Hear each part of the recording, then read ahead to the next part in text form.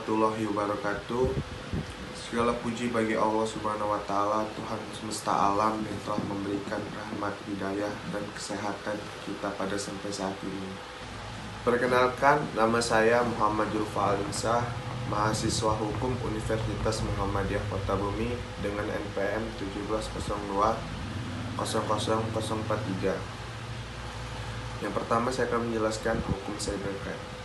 Hukum cybercrime atau yang disebut dengan cyber law adalah istilah hukum yang terkait dengan pemanfaatan teknologi informasi.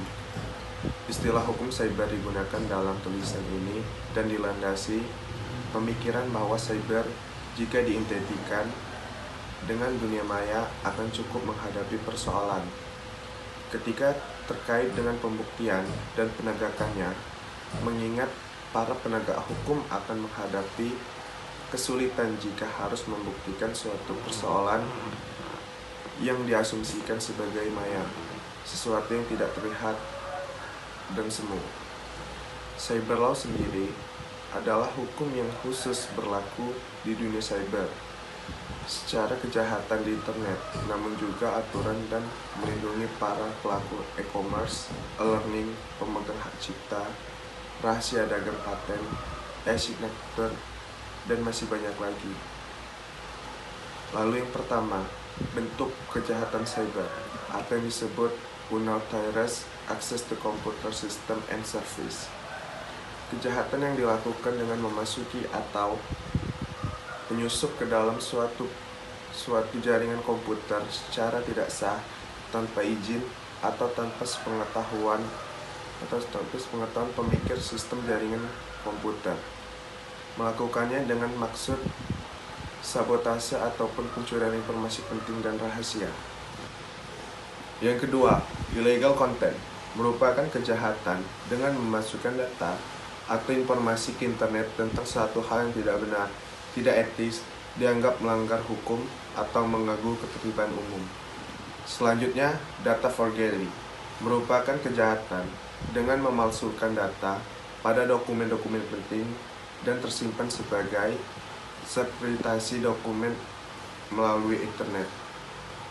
Lalu, cyber espionage merupakan kejahatan dengan memanfaatkan jaringan internet untuk melakukan kegiatan mata-mata terhadap pihak lain dengan memasuki sistem jaringan komputer atau network sistem komputer pihak sasarannya.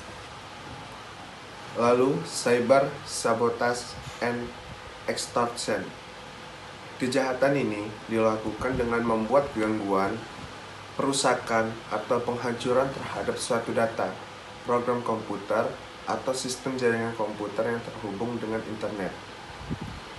Yang keenam, offense against intellectual property. Kejahatan ini ditunjukkan terhadap hak atas kekayaan intelektual yang dimiliki pihak lain di internet. Yang ketujuh, interpretation of privacy. Kejahatan ini ditunjukkan terhadap informasi seseorang yang merupakan hal yang sangat pribadi dan rahasia.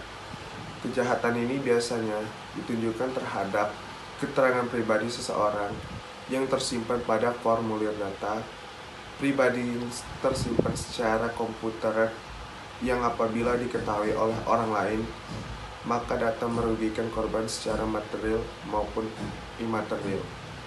Jenis-jenis kejahatan dalam kategori cyber diantaranya cyber terorisme, cyber pornografi, dan cyber harassment, dan masih banyak yang lainnya. Lalu ciri-ciri khusus cybercrime. Yang pertama, non-violence, tanpa kekerasan. Yang kedua, sedikit melibatkan kontak fisik. Yang ketiga, menggunakan peralatan dan teknologi. Lalu, memanfaatkan jaringan telematika global.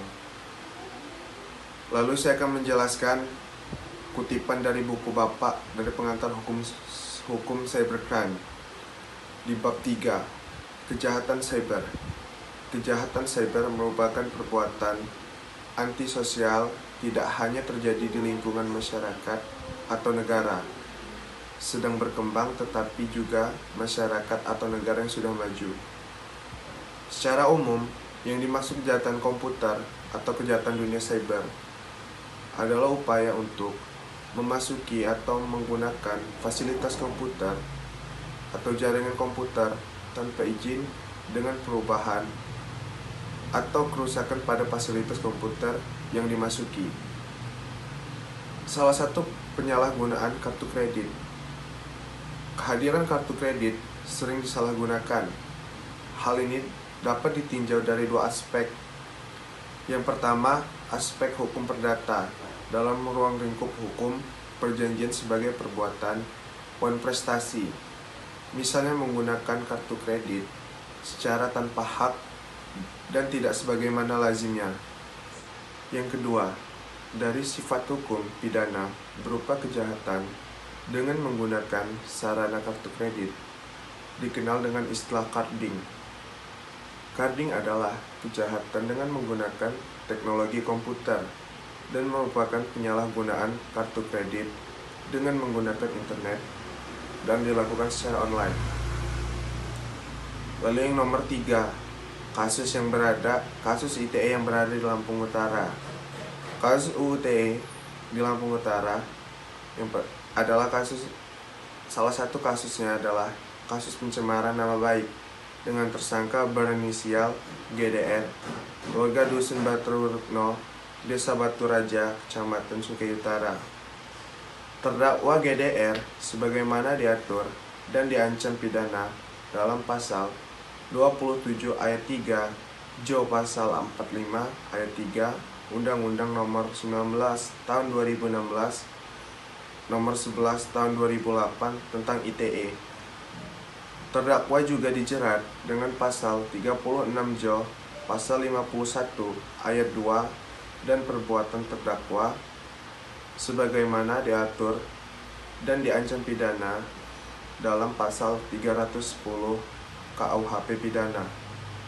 Kronologisnya, pelaku membuat kalimat atau tulisan yang bermuatan penghinaan atau pencemaran nama baik melalui Instagram. Korban melaporkan peristiwa itu ke polisi. Setelah dilakukan penyelidikan dan diproses, lalu tersangka dipanggil dan dilakukan penahanan. Barang bukti yang diamankan berupa 2 unit HP, 1 screenshot dari akun Instagram, lalu 9 screenshot via WA. Menurut saya, ancaman pidana terhadap pelaku telah sesuai karena perbuatan yang dilakukan merupakan pencemaran nama baik dalam bidang ITE. Yang keempat, upaya penanggulangan kejahatan cyber. Yang pertama, melakukan langkah-langkah untuk membuat jera warga, masyarakat, aparat penegak hukum, pengadilan terhadap pentingnya pencegahan kejahatan yang berhubungan dengan komputer. Lalu, jangan menggunakan software bajakan. Yang ketiga, pasangkan perangkat lunak keamanan yang up to date. Yang keempat, backup data-data secara rutin. 5. Dan lebih bijak dalam penggunaan media sosial. Baik, terima kasih. Itulah tugas ujian tengah semester saya. Bila ada salah kata ataupun kekurangan, saya minta maaf. Saya akhiri, wassalamualaikum warahmatullahi wabarakatuh.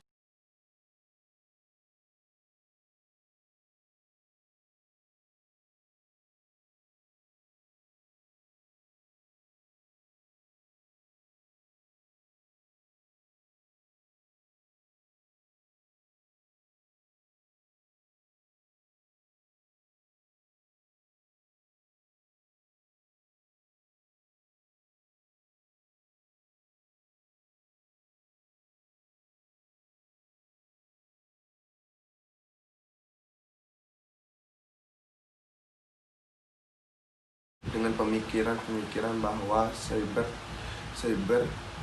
diintegrasi terlibat umum. Yang ketiga, data forensik.